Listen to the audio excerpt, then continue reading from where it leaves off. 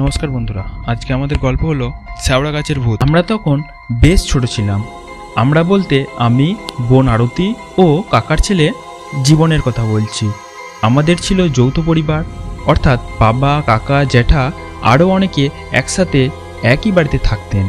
জানালার ফাঁক দিয়ে ভোরের আলো আমার বিছানায় পড়ছে।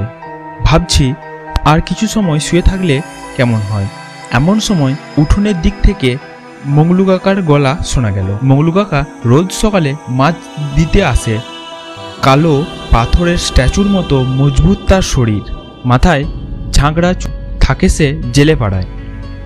উঠোনের কাছে এসে উঁকি দিয়ে দেখলাম তার বাঁশের খাঁচায় কোনো মাছ নেই।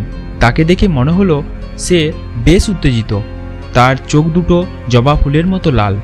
বাবা উঠোনে এসে বললেন, মঙ্গলু, তোমার মুখে আর সারা শরীরে দাগ কিসের?